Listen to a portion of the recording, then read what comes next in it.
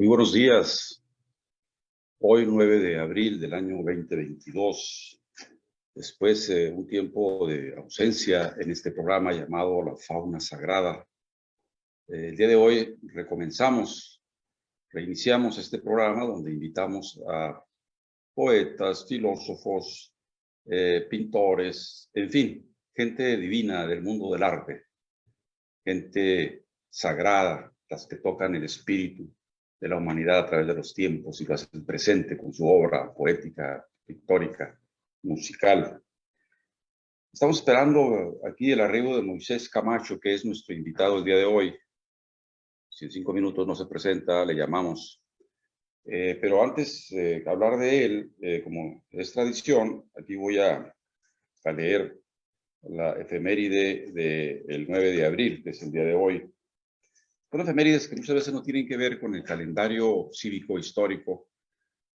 Al azar, el autor de este libro, que es Eduardo Galeano, que en paz descanse, pues toma de la crónica diaria de los años remotos a la fecha sus temas, sus anécdotas.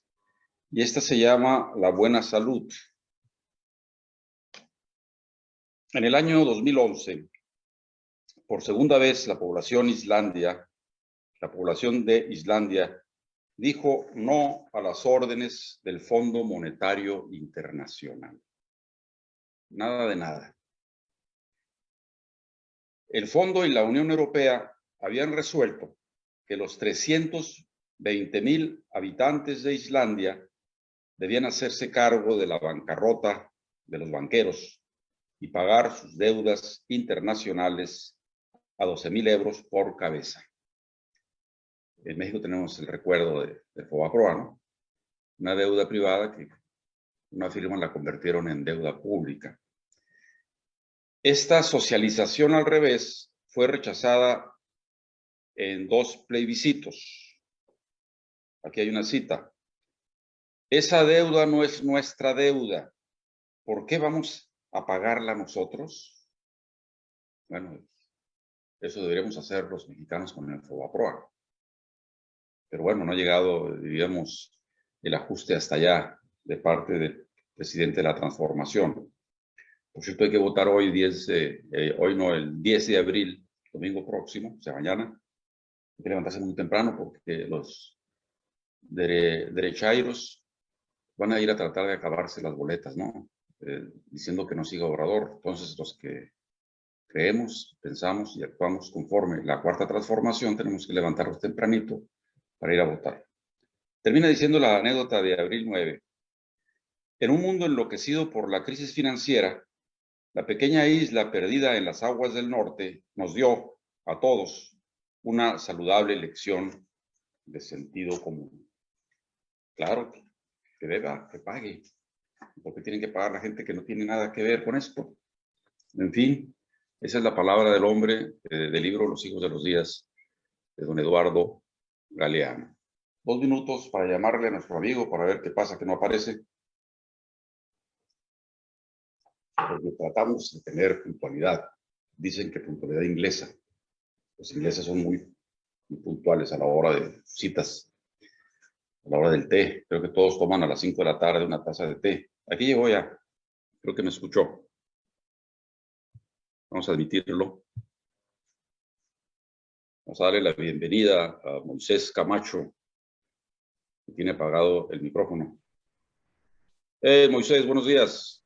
¿Qué tal, José Luis? ¿Cómo estás? Muy bien. Aquí ya leímos la efeméride del día de hoy. Esperando que llegaras. Qué bueno que llegaste puntual. Son las 9:59, como buen inglés. Ahí veo tu background, algunos paisajes. Bueno, pero antes de empezar a meternos con tu obra y con lo que haces, me gustaría, como lo hago siempre, invito a alguien a este programa que se llama la Fauna Sagrada, cuando son masculinos, la Divina Fauna cuando son femeninos. Bueno, pues leemos el currículum, ¿no? Para saber en breve de qué se trata, quién es el personaje que estamos entrevistando. Decía antes de que tú llegaras, que empecé hace 5 minutos para leer las efemérides, que este programa estuvo pues prácticamente en receso por un tiempo. y tú inauguras la nueva apertura de este programa. Y me felicito y te felicito por estar conmigo en esta tarea. La verdad es que hay tanta gente que entrevistar en el mundo del arte, ya sean pintores, músicos, teatreros, poetas, en fin, que yo venía diciendo que son algo así como seres especiales, ¿no? Que en cierta forma hacen el sincretismo de la humanidad en su poema. En un verso está todo lo que se ha dicho, por ejemplo, ¿no? Cabe todo el heroísmo en un grano de trigo, decía mi maestro José Martí, buscando la síntesis de la pintura, las imágenes en la pintura, de esa poesía petrificada que es la escultura, de esa poesía en movimiento que es la danza, en fin, por eso son divinos los artistas, ¿no? Bueno, vamos a leer el currículum de, si me permites, Moisés, de Moisés Camacho. Claro, gracias.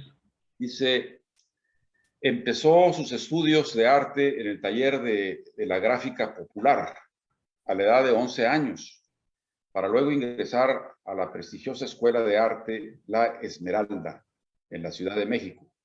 Más tarde cursa una licenciatura en Filosofía en la UNAM. En el 2001 tiene una residencia en Vermont Studio Center, en el estado de Vermont, Estados Unidos. Desde entonces, Moisés ha creado murales tanto en el condado de Los Ángeles como en Orange County, en tres de los cuales podemos destacar el mural pintado en la Universidad de la Investigación Filosófica, PRS, por sus siglas en inglés, intitulado El Fénix Renace, mural de 16 por 26 pies, dimensiones, pintado en paneles de aluminio en el 2015. Voy a hacer aquí una pequeña pausa porque quiero grabar esto. Se me olvidó poner aquí récord. En la computadora. Estamos transmitiendo, ahora que estoy haciendo esta pequeña pausa, a través de Facebook Live, en mi cuenta facebook.com/el Capitán de Itaca. Pues acá está arriba, ¿no? Facebook, el Capitán de Itaca. Estamos en vivo ahí. No creo que pueda ver quién está llegando porque tengo algún problema aquí con mi teléfono, pero bueno, aquí estamos. Vamos a seguir leyendo el currículum de aquí de nuestro amigo pintor. Misión a Marte es una serie de murales pintados en la ciudad de Santa Ana, dedicado al aniversario del lanzamiento del explorador Curiosity, aproximadamente 123 pies por 12. En el 2005 abre el estudio OCFAS, Orange County Fine Arts Studio, para promover proyectos relacionados con la cultura hispano-nativa en la ciudad de Orange, donde se realizan exposiciones de artistas latinos y mexicoamericanos, así como la creación del taller de arte público, donde se promueve el muralismo como medio social de expresión colectiva. En el 2015, junto a otros artistas, funda la Santa Ana Community Artist Coalition, perdón mi pronunciación, organización no lucrativa que promueve la creación de murales comunitarios. Ha participado en diversas exposiciones, tanto colectivas como individuales, de las que podemos destacar la realizada en el edificio del Seguro Social en 1987. Entonces, este es un breve currículum, no sé si era más, pero es lo que tengo, que repetiremos desde el inicio para cuando lo subamos a YouTube, que esté el currículum completo aquí del compañero. Esto se quedó en Facebook y de ahí pues lo llevo a YouTube, ya agregándole algunas cosas, ¿no? Bien, pues bienvenido, estimado Moisés. Gracias, José Luis. Gracias por invitarme. Bien, yo quiero contar una anécdota, no sé si abuso de esa anécdota, pero me interesa mucho el muchacho de no sé de cuántos años, tal vez de 16 años, cuando estaba a punto de entrar a la universidad, pues su padre le preguntó, oye, Moy, bueno, ¿y qué vas a estudiar, muchacho? No, pues yo quiero estudiar para cocinero. ¿Qué? ¿Para cocinero? ¿Para chef? Sí, para chef. Óyeme, no, maestro, pues el mundo estaba así dando vueltas muy rápido. Mejor estudiar algo más mejor, como dijo el futbolista chileno, más mejor. Y entonces se puso a cavilar Moisés y dijo, bueno, a ver, ¿qué estudiaré? ¿Qué estudiaré? Quiero estudiar pintura. No, eso tampoco deja. Mira, ¿por qué no te pones a estudiar una carrera más productiva? Mira, lo de la pintura puedes hacerlo como a un anexo a tu vida, ¿no? Pero ve a la universidad y escoge una carrera. Y allá voy a la universidad y, y lo que escoge para tortura del padre fue, quiero estudiar filosofía. No tiene remedio este muchacho, ¿no? Entonces se puso a estudiar filosofía, del cual no sé si además de una licenciatura tiene una maestría, ahorita nos va a decir él. Y la pintura en la Esmeralda, que es una de las escuelas más afamadas del ombligo de la luna de la Ciudad de México. Por cierto, hoy salió, no voy a hablar mucho porque siempre me critican de que yo soy el que hablo y no dejo hablar a mis invitados. Hoy salió aquí en el Proceso un artículo que se llama, a ver, ¿cómo se llama? Los muralistas evangelistas culturales de Vasconcelos. Y a lo mejor leeremos algunas cosas de aquí. Pero vamos a metiéndonos con el pintor. Cuando yo te veo, creo que uno de tus temas son los paisajes, ¿sí? Atrás de ti pues hay un paisaje, puede ser recreativo, puede ser del volcán, de ahí de Toluca, de la Ciudad de México. Podríamos destacar que Moisés, además de pintar murales, porque también lo has hecho, pinta también cuadros de caballete. ¿Cuál sería su género más bien de pintura? ¿O es híbrido? O sea, tiene varios géneros, porque la pintura mural, sobre todo en Estados Unidos, ha tenido también una época de parte de los chicanos, ¿no? Que manifiestan su cultura a través de las paredes públicas. ¿Cómo podrías definirte como pintor? ¿Muralista, de caballete, paisajista? Por ahí empecemos, a ver, a desentar la madeja.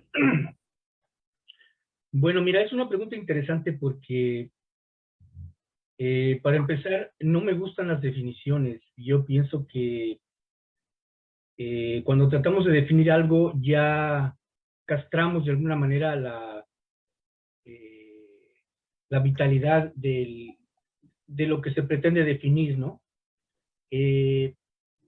Yo empecé estudiando, de hecho, gráfica, en el taller de la gráfica, empecé haciendo dibujo y grabado, y pues durante la adolescencia hacía mucho dibujo y grabado. No, en ese momento no me quería yo definir como un pintor, no, de hecho no pensaba yo ser artista, no tenía en mi mente eso.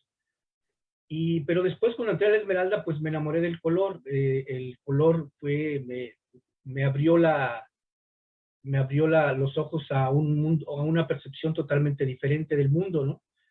Y allí empecé a hacer mucho paisaje. Durante la época de la Esmeralda empecé a hacer mucho paisaje. De hecho, el maestro Hermenegildo Sosa, un paisajista famoso de México, que fue nuestro maestro en la Esmeralda, nos influenció con la ayuda de imágenes, por ejemplo, de Landesio, de José María Velasco, que son paisajistas, son maestros del paisaje a la altura de Rembrandt, o a la altura de los más grandes paisajistas del mundo.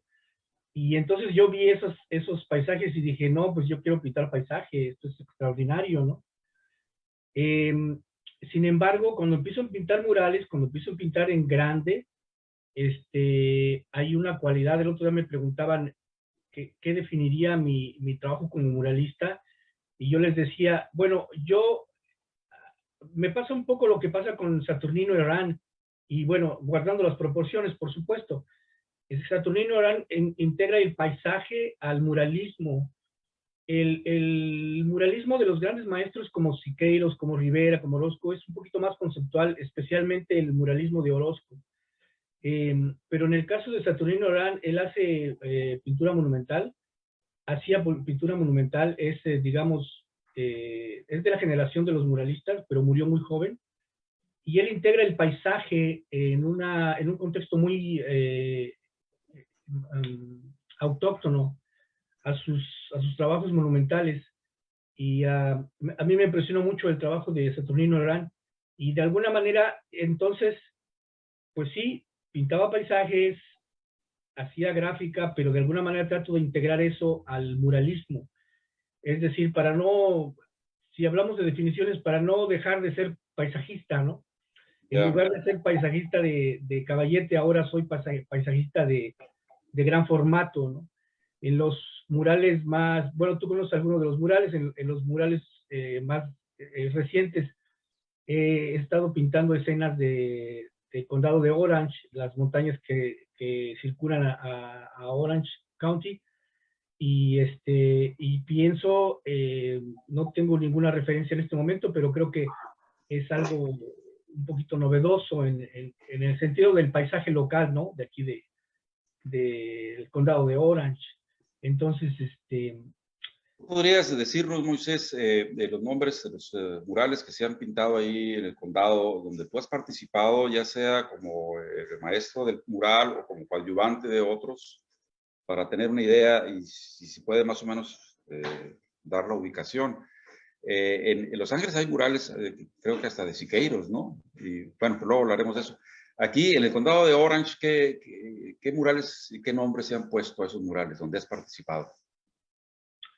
bueno, yo no he participado con otros muralistas, me tocó conocer al maestro Emilio Vázquez, que es él pintó aquí en el condado de Orange más o menos como 300 murales, y él fue uno de los muralistas del periodo chicano, de, de la época del movimiento chicano, del movimiento contra la guerra de Vietnam. Ya. Fue uno de los pintores más, pues más conocidos, y me tocó conocerlo personalmente, pero nunca trabajé con él. Yo creo que él es uno de los artistas más conocidos y más desarrollados en torno a lo que es el muralismo chicano. Sus trabajos, eh, sus trabajos tienen que ver con imágenes de, por ejemplo, de mexicoamericanos luchando contra, por ejemplo, contra la guerra de Vietnam, por ejemplo, el movimiento pacifista o el apoyo al movimiento de los trabajadores agrícolas, por ejemplo, la unionización la sindicalización de los trabajadores agrícolas, César Chávez. de César Chávez. Tiene murales que visualizan la vida cotidiana de los inmigrantes mexicanos en Estados Unidos, en los barrios, en aquel tiempo, en los barrios de, ¿cómo se puede decir? En los barrios discriminados, ¿no? Donde el movimiento de los Sud-Sur se dejaba ver, ¿no? La creación de pandillas por la misma segregación. Esos eran los temas de Emilio Vázquez, y es uno de los pintores más célebres. Te comento, yo no trabajé con él, me hubiera gustado, porque, bueno, por razones de edad, no soy tan viejo, pero me tocó conocerlo, pero no pude trabajar con él. ¿Desde cuándo estás en Estados Unidos, Moisés? Yo estoy acá desde el 2001. Yo vengo en el 2000, a finales del 2000, como lo leíste en la hoja de vida. El colegio de Vermont me invita a hacer una residencia, es decir, es una especie de intercambio académico con otros artistas, y estoy allá en el 2001 en Vermont, y es una experiencia muy interesante porque conozco artistas. Era una residencia internacional, entonces tenemos intercambio con artistas de Alemania, de Japón, de China, de Venezuela, de Perú. Tenemos intercambio con artistas de esos, y fue una experiencia muy, muy enriquecedora, muy interesante, porque era la primera vez que yo salía de México y me enfrentaba a puntos de vista diferentes en cuanto a valores pictóricos, ¿no? Y Oye, dejar la patria por 20 años, donde allá, pues, el arte popular, los murales, la vida sobre todo en la parte central del país, pues también es un poco temerario dejar así la madre patria. Pero tú te enamoraste de Estados Unidos, me imagino que ya eres ciudadano, en fin, la experiencia que tienes pues también es muy importante. Después de paisajes marcianos, ¿qué otra cosa has pintado ahí en los muros de Santana, Moisés? Pues en Santa Ana tenemos un proyecto, estoy haciendo un proyecto interesante. Ahorita estamos trabajando en el 7º mural en una cuadra, en un blog, en donde estoy pintando la 3ª imagen sobre las danzas tradicionales de México. Ya. La cuarta imagen. ¿Es en el Callejón del Beso? Perdón, sí, en el Callejón del Beso, exactamente. Es en el centro de Santa Ana, en el centro de la ciudad. Sí. Y es un proyecto muy ambicioso. Empezamos en el 2015 pintando una escena de la danza azteca. Después pinté los jarochos, una pareja de bailarines, de danzantes jarochos. Después, el año pasado, pintamos a los chinelos, que es una danza de Morelos. Y en este momento estamos pintando el mural dedicado a los mariachis. Entonces, la idea era representar las danzas tradicionales de México, por lo menos las más importantes. Yo sé que hay muchos. Hay danzas regionales y hay danzas de diferente tipo que son igualmente trascendentes para México, pero por lo menos las más conocidas. Y la idea era que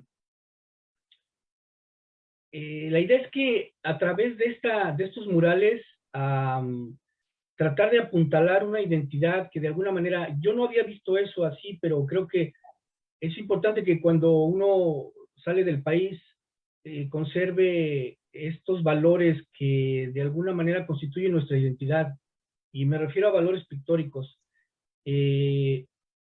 Nuestra comunidad, cuando yo vi el estudio en el 2006, por allá, yo me di cuenta de que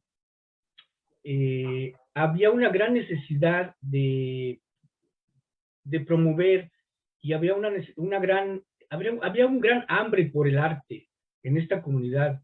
Entonces me di cuenta de que en lugar de hacer una galería tradicional, deberíamos de hacer un estudio que interactúe con la comunidad y de alguna manera le dé voz al color y a las ideas de los artistas jóvenes. Nuestras comunidades de alguna manera siguen de alguna manera como con una identidad suprimida. No quiero usar una palabra tan radical, pero de alguna manera tienen ese hambre de identificarse con algo, porque a final de cuentas nuestras raíces vienen de México. Siendo emigrantes, nuestras raíces están en México, y esas raíces culturales son muy fuertes. ¿De qué manera podemos crear un énfasis en estas raíces? Y bueno, yo la posible respuesta que ofrecí es que, bueno, vamos a pintar esas cosas que nos hacen ver a nosotros mismos como mexicanos.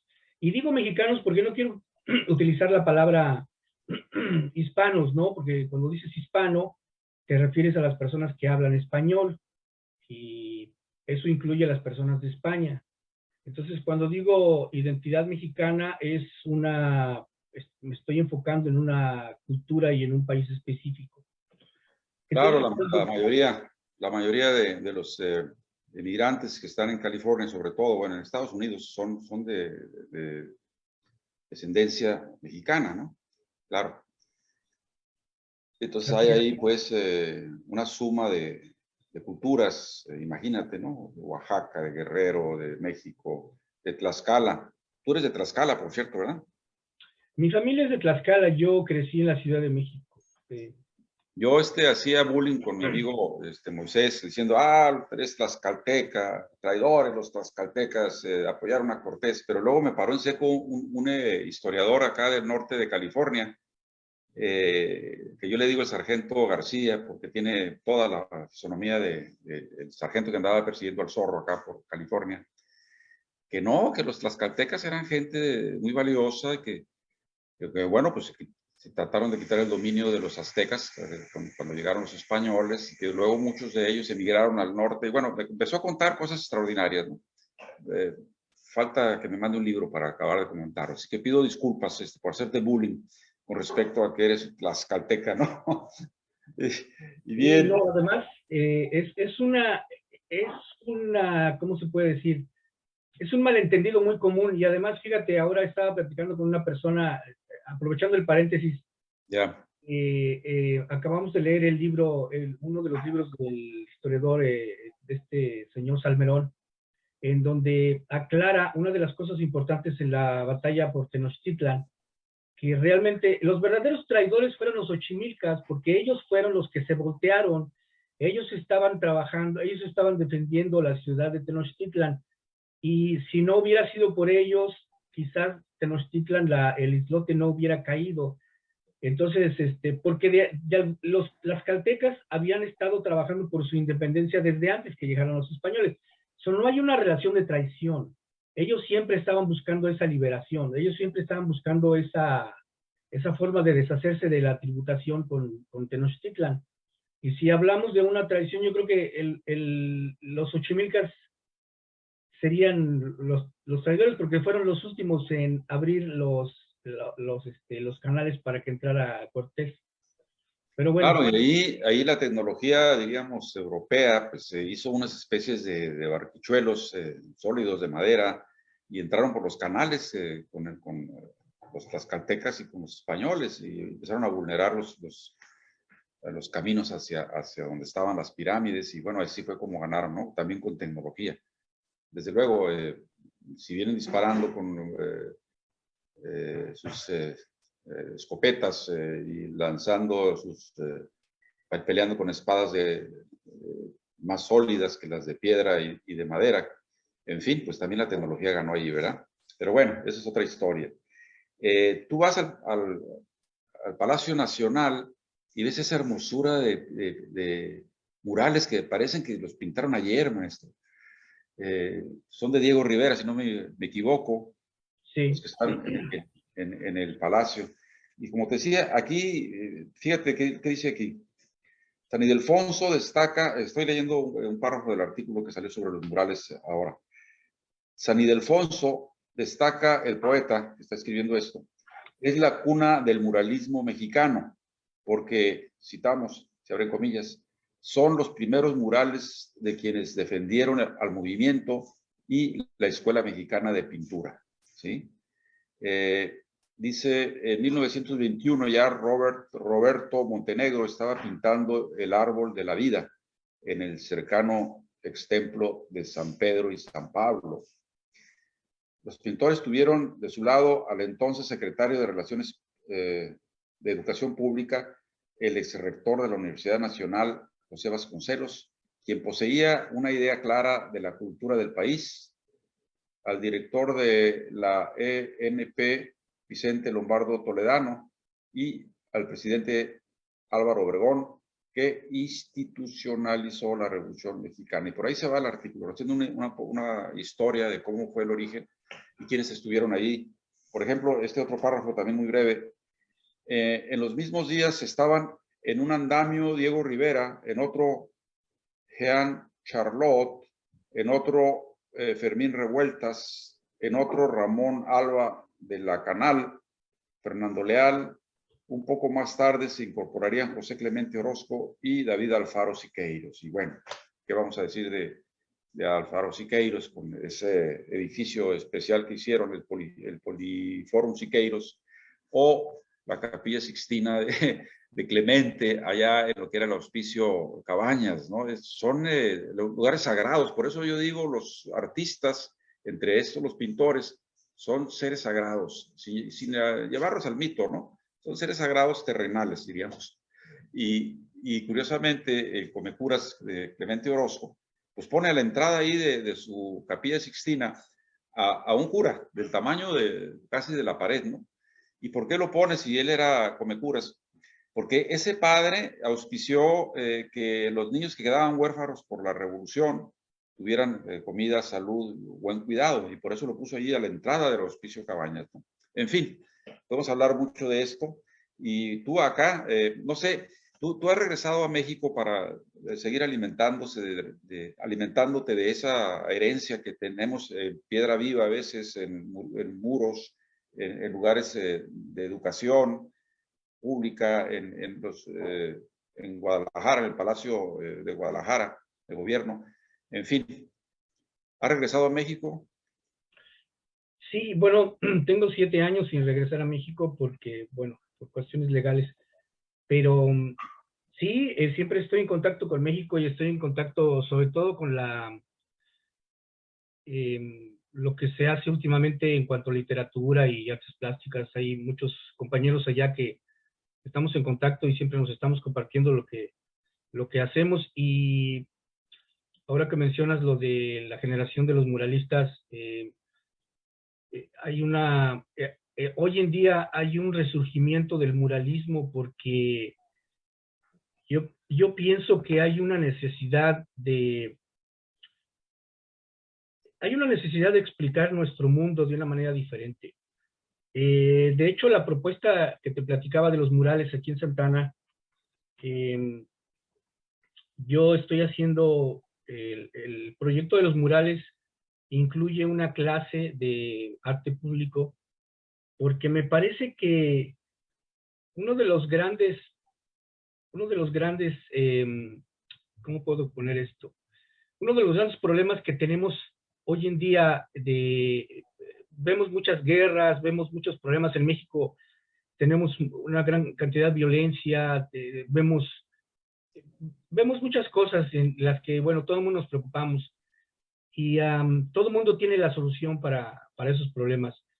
Y bueno, desde mi punto de vista, necesitamos desarrollar en los jóvenes, necesitamos desarrollar experiencias educativas que les permitan ser más críticos y que les permitan tener una percepción de la realidad más clara. Y en ese sentido, yo estaría un poco en desacuerdo cuando vemos a los artistas como algo especial. Claro, yo sé que tú los ves desde el punto de vista romántico, ¿verdad? Literario, de que los artistas son una especie de fauna. Sentipensante. La fauna sentipensante. Que tienen Digamos, emociones, que tienen también ideas, ¿no? claro. La idea de desarrollar estos talleres públicos es de que antes de empezar a trabajar en el mural, tenemos discusiones sobre lo que se va a pintar en el mural y tratamos, básicamente tengo jóvenes en estas clases, y la idea es que los jóvenes se involucren en discutir no solamente los temas del mural, sino de dónde sacamos estos temas, o de dónde cómo vamos a explicar el tema en sí mismo, ¿no? Te voy a explicar rápidamente el proyecto anterior que hicimos, un proyecto anterior se llama Las Aves de Santa Ana, y este mural lo hicimos durante la pandemia con jóvenes de preparatoria, 22 jóvenes de preparatoria, y yo les pregunté, bueno, el tema de este año es comunidad.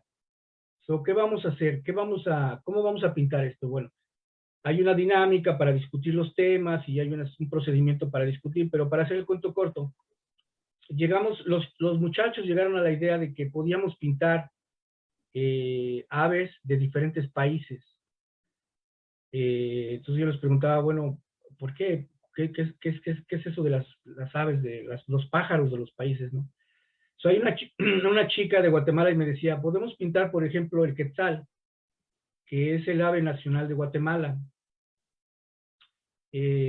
Había una chica que es de una familia de refugiados de Jordania, que habían estado refugiados por la guerra, todo el Medio Oriente está ahorita en una turbulencia terrible, ¿no? Y la chica decía, sí, yo quiero pintar el ave de Jordania.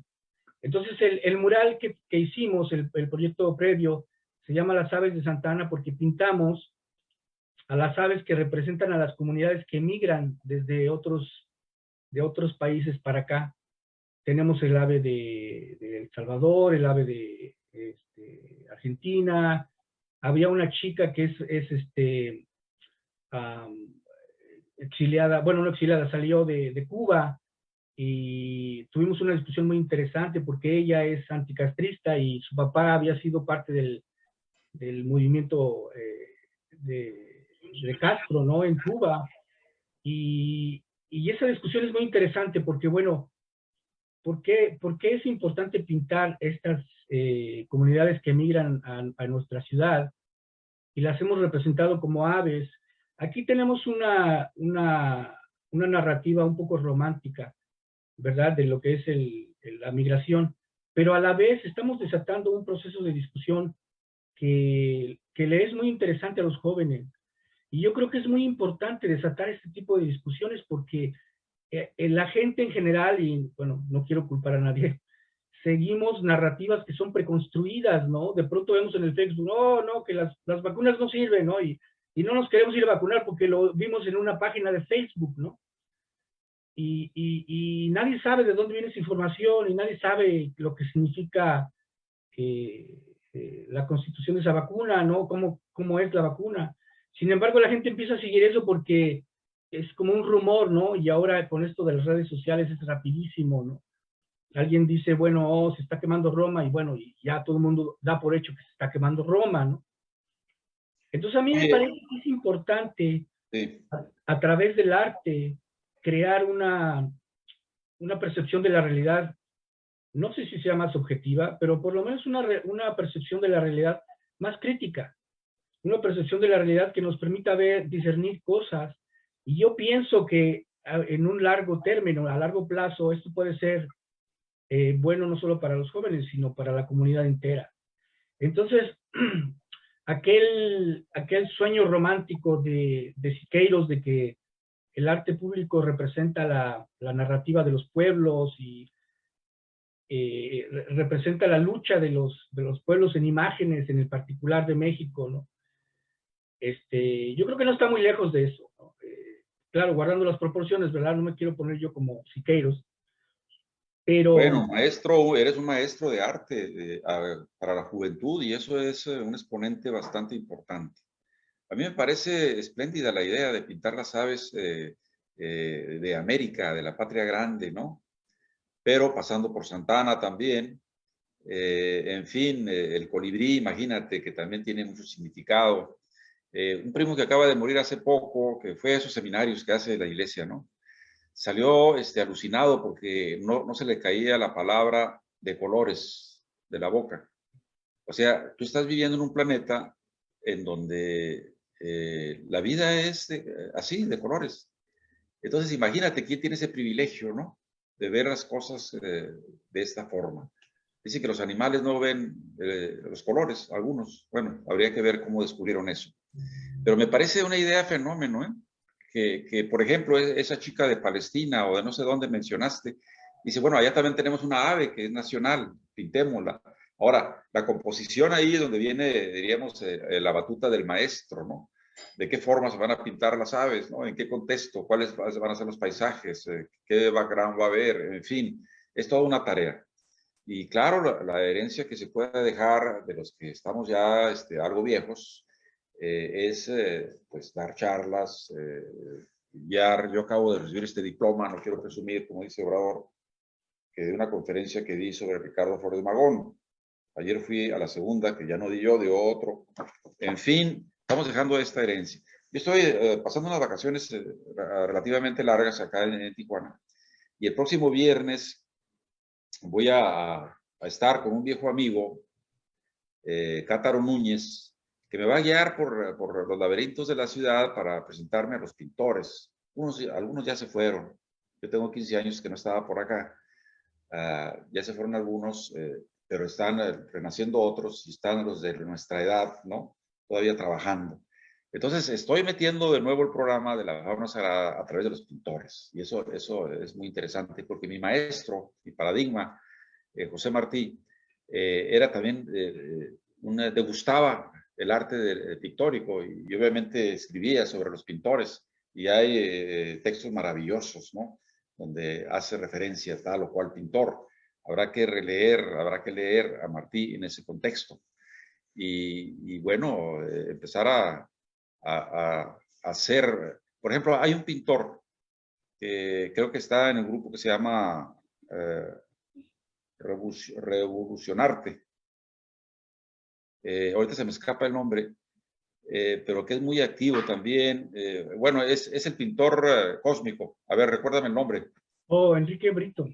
Enrique Brito. A Enrique Brito lo voy a invitar también. Él ya me ha dicho, oye, ¿qué Claro. pasa? Vamos a invitar a Enrique Brito, que me gusta también su pintura, ¿no? Tiene una pintura muy, muy, ¿cómo diríamos? Esplendente, luminosa, surrealista. Yo me imagino que es surrealista. Tú, como no Un quieres que te clasifiquemos, pues no viaje sabría de decir. hongos. Sí.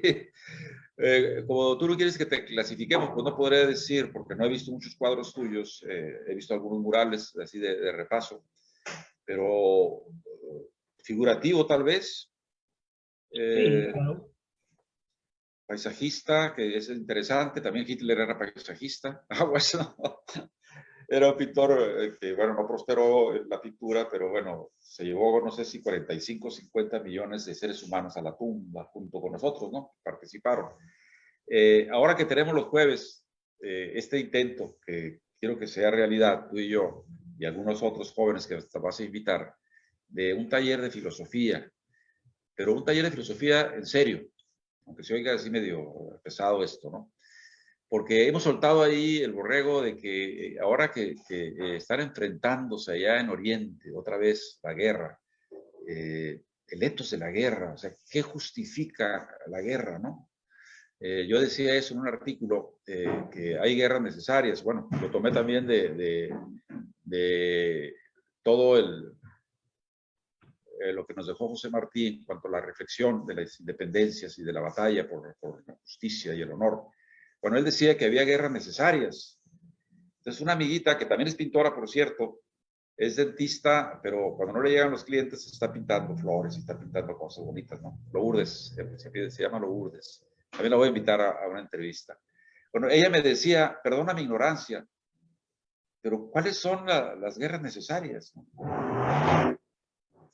Y yo digo, a ver, pues, no sé, tenemos que estudiar en filosofía el etos de la guerra en tiempo presente, que se está dando ahorita en la confrontación Oriente-Occidente, ¿no? Creo que sería valioso para poder meter ahí, como tú bien dices, el apetito por irnos más a fondo de las cosas, ¿no? Que es, yo creo que pues, la tarea de la filosofía, ¿no? No, la filosofía, creo, no se anda por las ramas, ¿no? Se va a la raíz. Tú hablabas hace rato de que el pintor, pues, hace una reflexión con imágenes reflexiva, pero tú me dijiste no necesariamente objetiva. Bueno, pues el pintor y el poeta, cuando tocan la cosa para hacer el arte, pues lo ven desde el punto de vista subjetivo, ¿no? Solamente los científicos o los economicistas, ¿cómo le llaman? Los económetras, pues te van poniendo cifras que también son a veces un ritual de engaño, en fin. Pero entonces la tarea es esa, la tarea es la cultura, que es lo que nos hace diferentes a todos. Esta fauna sagrada, pues es diferente a la fauna, por razones de espíritu y de cultura y de conocimiento y de emociones. Esta frase que acabo de decir hace rato, que somos sentipensantes, pues la tomé de este autor, es Eduardo Galeano. Esta es mi Biblia de las efemérides, que siempre leo una o dos durante mis programas. No solamente somos cerebro, pues. O sea, el intelectual no solamente es un cerebro, también es panza y corazón y entusiasmo y pasiones, ¿no? Y ahí es donde se da el fruto del arte también.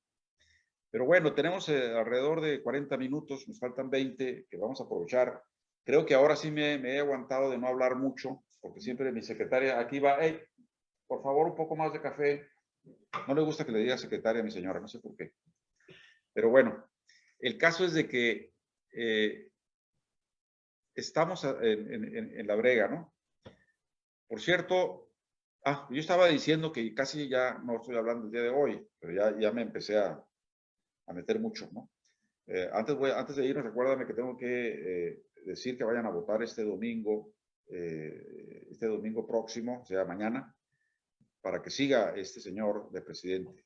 Este libro viene un informe muy pormenorizado de lo que ha hecho en 3 años. Bueno, es un anuncio.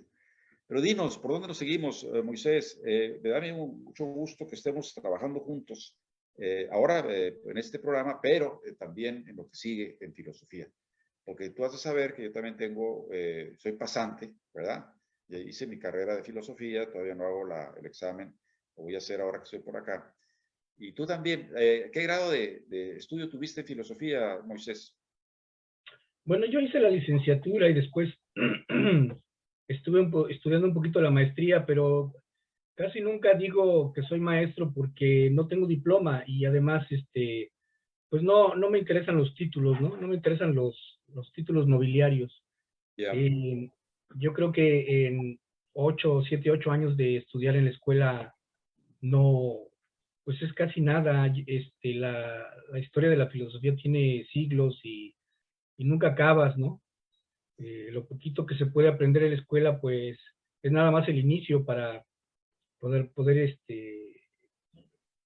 es el Bueno, intento que de se te definir. quedó como a mí el apetito por pensar, ¿no? Y eso es importante. Exacto. Claro, y fíjate que eso es interesante porque ahora que tú decías de hablar de cultura, hace poquito vi una entrevista con un político francés ahí en un YouTube, y este señor decía que, contestando la pregunta de cómo se definiría el ser de izquierda, ¿no? Y él decía, es que ser de izquierda no es un problema de definición política, es un problema de cultura.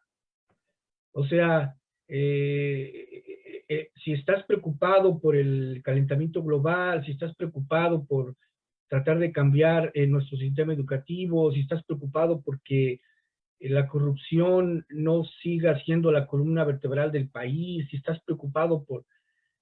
Entonces, entonces te consideras de izquierda. Yo lo veo de ese modo, es decir, ser progresista, ser de izquierdas, no es una etiqueta, no es un label que te pones y ya te pones al lado opuesto de la derecha y ya eres una persona de izquierda. Yo creo que el trabajo, la definición se da en la medida en que uno hace algo, y por eso insistía yo en esta idea de que el desmitificar el arte implica que nos bajemos y trabajemos con la gente, pintando, haciendo, por ejemplo, los murales, este tema que hablábamos de las aves. Vamos a desarrollar temas que son básicamente simples, pero que detrás de esta simpleza hay una serie de preguntas que te pueden llevar a otras preguntas más complicadas, ¿no? Sobre la vida. Y eso implica ya, de alguna manera, descifrar o descubrir en dónde estás viviendo. Esta experiencia para mí es importante porque de alguna manera es lo que decía Nelson Mandela, o sea, hay que educarnos a nosotros para ser libres. Y la educación no necesariamente está en la escuela. La educación en sentido amplio está en todos lados. Entonces, por ahí un poquito va esta idea de trabajar, hacer público el trabajo artístico, y también, bueno, en el caso de la filosofía también, hay mucha gente que tiene interés en descubrir temas importantes y no puede ir a una universidad a estudiar cosas que además le costaría mucho trabajo. ¿Por qué no crear una clase de filosofía que sea seria, que sea crítica, pero que de alguna manera pues esté al alcance de un joven, por ejemplo, de un barrio que no puede ir a la universidad, no puede pagar, especialmente acá, que la universidad es muy cara? ¿Por qué no crear este tipo de experiencias para la gente que le es necesaria, ¿no? Y además, a mí en lo personal, pues, yo aprendo mucho escuchando y discutiendo, y es una experiencia interesante. Entonces, por ahí va la onda. Al principio tú decías que vuelvo al mismo tema, de que los artistas son algo especiales, y yo siempre trato de allanar el asunto, de allanar pisar el ese suelo. camino, ¿no? No sé quién empezó con esta idea de desmitificar el arte, me parece que fue Michele, no me acuerdo dónde empezó esa situación, pero me parece que es importante no solamente desmitificar el arte, sino desmitificar el conocimiento. Es decir, tratar de quitarle este halo de abstracción, ¿no? De que no, tú no puedes leer eso porque es muy complicado, ¿no? Todo lo contrario, yo creo que hay que decirle a la gente, pues léelo, ¿no? Y si no lo entiendes, bueno, pues a ver, vamos a tratar de explicarlo, ¿no? Así es. Hay que ser, bueno, ahora que está de moda esa palabra, hay que ser populista. Hay que regresar a la gente y ver lo que se puede hacer con ellos, ¿no? Cuando yo salí de la escuela de la Esmeralda, yo me enfrenté a un ambiente, sobre todo en el arte, era un ambiente muy competitivo en aquel entonces. La señora Raquel Tibol tenía su grupito de artistas y tenías que... bueno, yo no pude entrar, yo no pude entrar en ese grupito tan elitista, tan, ¿cómo se puede decir? Exclusivo, ¿no? Nosotros somos los artistas y no, si tú no cumples estos requisitos, entonces no puedes ser parte de este grupo. Yo creo que todo lo contrario, tenemos que crear grupos donde todo el mundo pueda pertenecer, tenemos que crear clases donde todo el mundo pueda participar de acuerdo a sus posibilidades, de acuerdo a sus habilidades, y de esa manera deshacer esa cadena que decía Michel Foucault, que el conocimiento es poder, ¿no? Entonces, ¿por qué no sociabilizamos las herramientas del conocimiento para que entonces el conocimiento no sea no sea poder? ¿Por qué no compartimos las herramientas que nos permiten ver la realidad de una manera más crítica para que entonces no sigamos presa de estas narrativas casi fascistas, ¿no? De que no se puede conocer, o de que tú no puedes ser artista,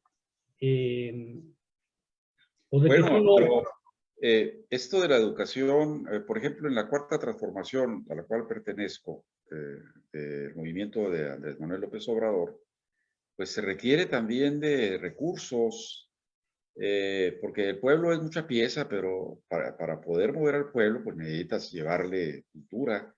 Y lo paradójico del asunto es que teniendo el 50% de lo que se nos dio por haber tenido 30 millones de votos, pues regresamos del 100, regresamos al 50%.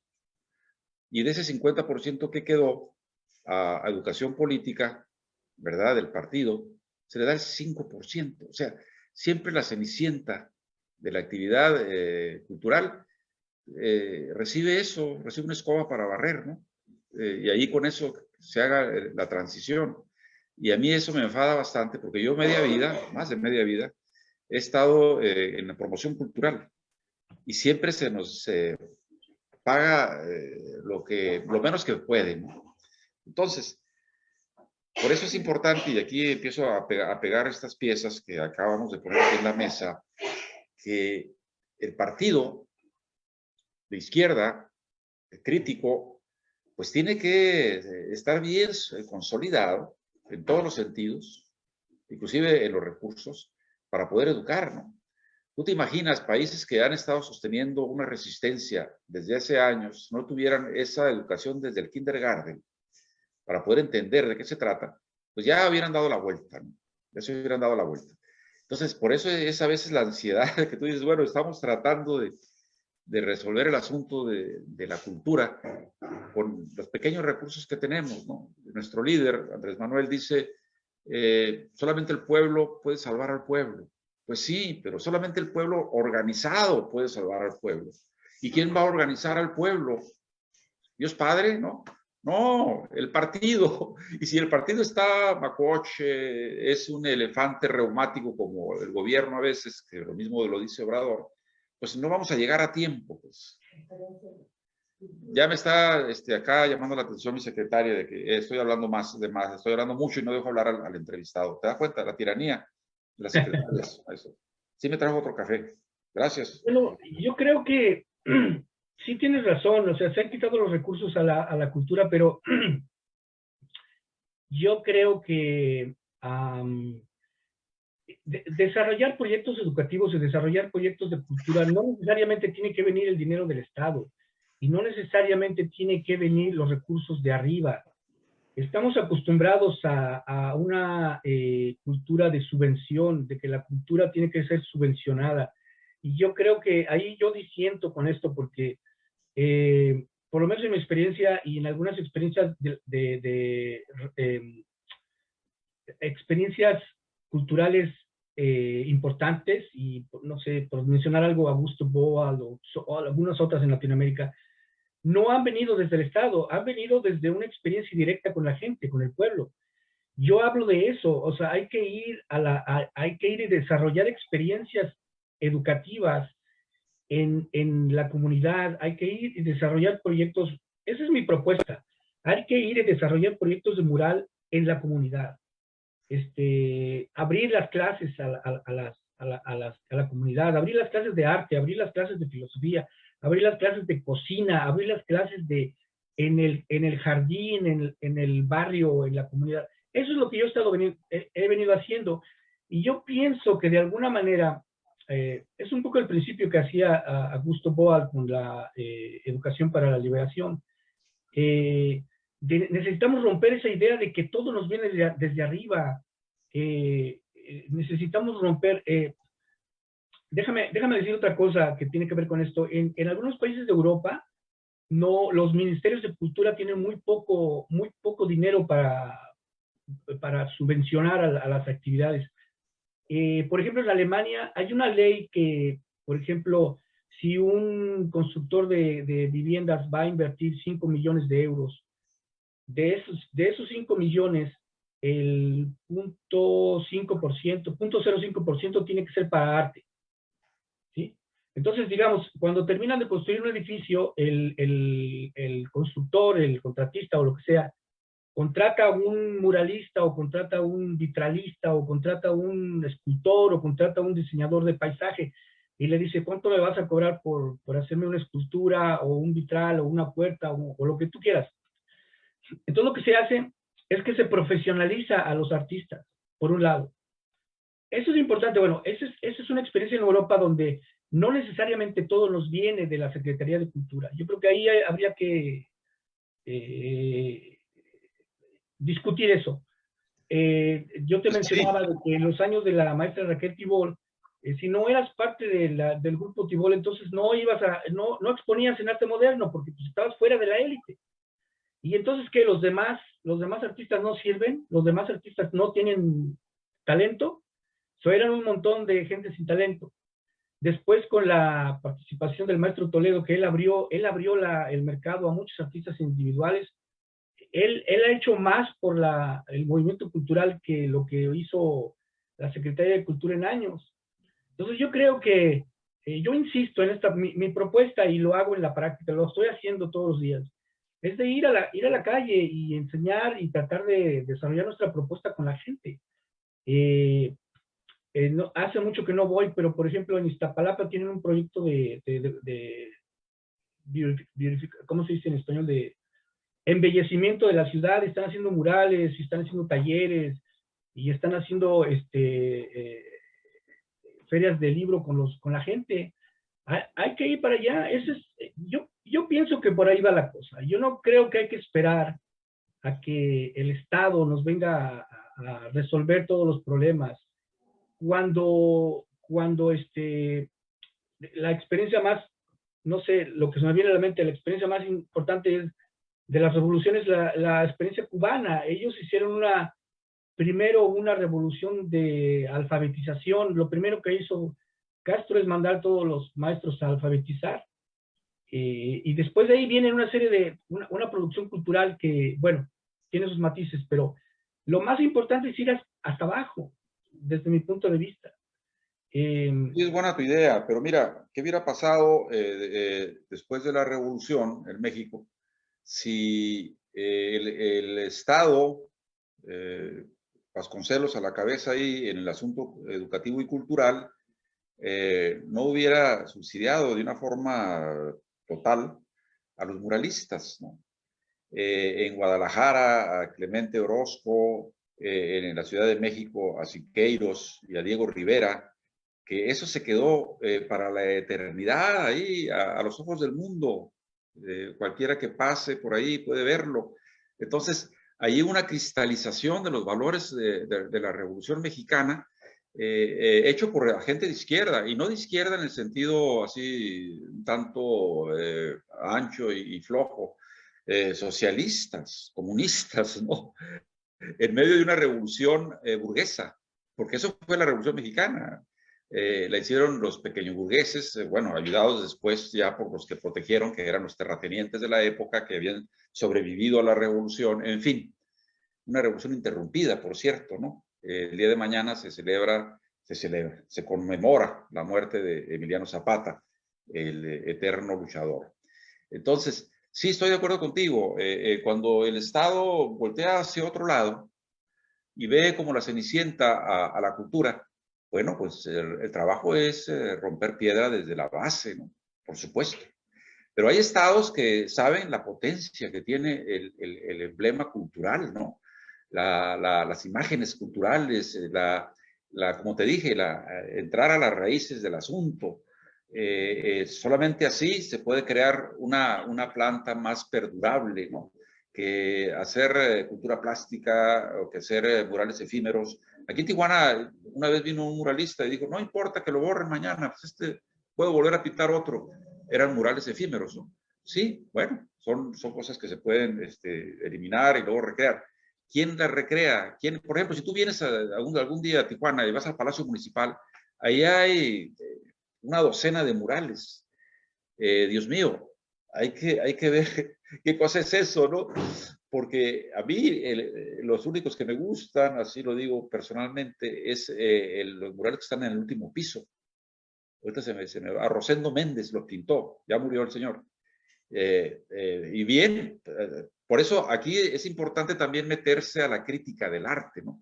¿Por qué no me gusta este mural, no? ¿Por qué este otro sí me gusta? Ah, porque tú eres muy ideólogo y acá lo pintó alguien de izquierda y tiene que ver con la causa. No, a ver, espérame. Vamos a tratar de analizarlo desde el punto de vista de diríamos, las influencias del pintor, de su formación político-ideológica y religiosa, de su técnica, de los materiales que usa. Es decir, tú tienes que meterte a la cosa, al objeto de arte, para poder saborearlo, entenderlo y explicitarlo. Es lo que haría un crítico de arte, creo, ¿no?